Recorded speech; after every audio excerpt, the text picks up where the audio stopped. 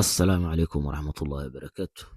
idinku mahadsan channelka subscribe noo saara oo meel fiican na gaarsiiya. aad iyo aad baad mahadsantiin. dhalinyaradaas waxay u baahan yihiin in la caawiyo, sida kalluunka hadda intuu leeyahay, siday micnaha ula rafaadsan yihiin. doontun way yar tahay, wadanka khayraadka buuxa in laga faa'iidaysanaynin. wallaahi aad ciil baa ku qabanaya markaad aragto dhalinyaradii oo tahriibaysa ku dhahaysa waa bilaa shaqo wadankii, badii oo dihin oo waxaas kalluunka intaa la eg adduunka. halkii kiilaa kalluuna baad iibsan karayn, adduunka qaali, suuq qaali u yahay. dhallinyaradeenana waxa intaa leeg bay badda ka soo saaraysa. marka dhallinyaradu ha la garab istaago, dhulkooda ha lagu dhiiriyo, ha lagu dhiirigeliyo. dadka siyaasad unba 24 saac laga hadlayaa, wixii wad noloshii kaloo dhan waa la iska ilaaway. marka dhallinyarada garab ha la siiyo.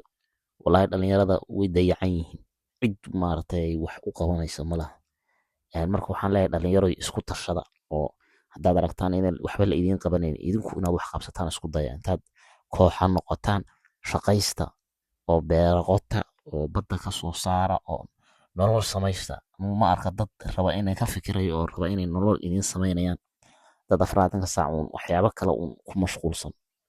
marka khayraadkan ha laga faa'iidaysto. dadka xoolaha haystana kalluunka ha maalgeliyaan.